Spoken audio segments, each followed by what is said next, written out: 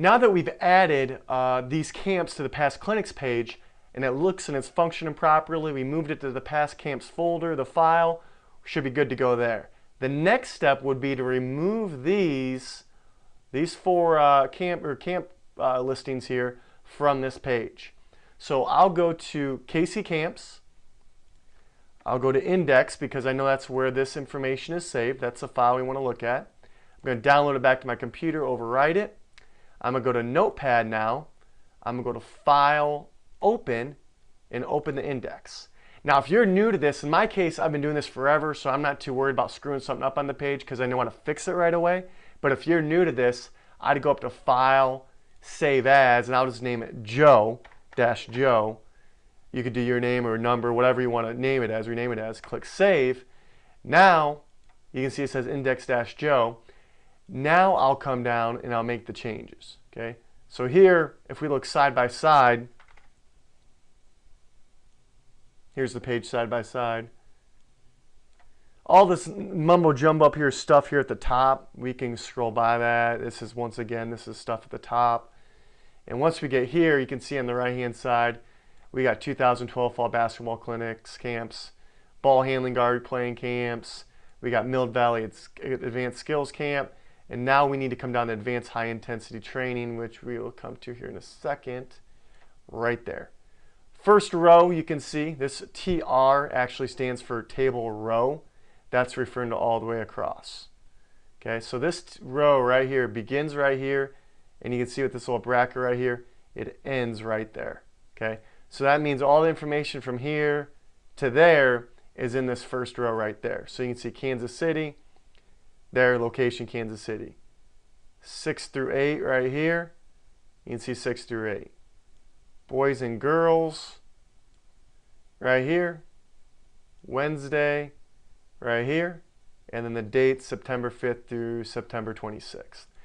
Since I know I have more files with this structure below, more camps below with this structure, I can just remove it.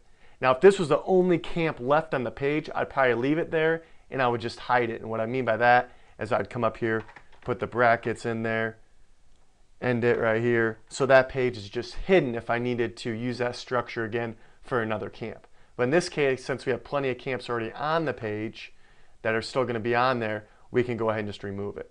So if I remove this top one right here, I click Save, and now I send back over. I'm going to click Refresh so I can see the new name there, Index-Joe.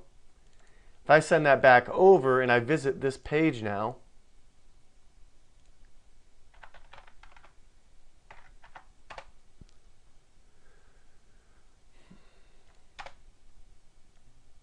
now you can see there's only one Kansas City in there. Compared to the other one, there's two. So we remove that top row. Okay, so I want to remove the next three here. So now I'll go here. There's one right here. There's the next one, Kansas City. Next one right here, table row, goes all the way down. That's the second one. As I scroll down a little bit further, there's the third row right here. And I'll go ahead and just hit the delete button. And there's some hidden stuff that I'm actually just going to remove. This is just miscellaneous cleanup. Okay, File, Save. Now if I send it back over again, I refresh this page.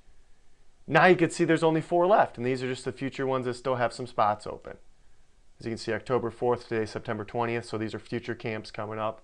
And all the ones above it we would want to leave too because they aren't filled and they're still coming up. And even when they fill up, I like to leave them up for a couple weeks after that because people still come back and look at the page for address and other information, times, if they forget when it was.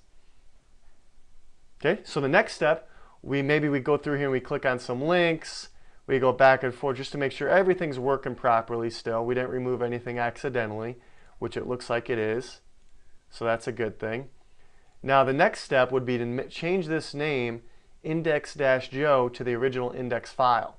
Okay, so what we're going to do is we're going to go to File, Save As, and I already know one of the last ones I edited here was the index one, so I'm going to click on this. It's going to ask me if I want to replace it, which I do. So I click Yes.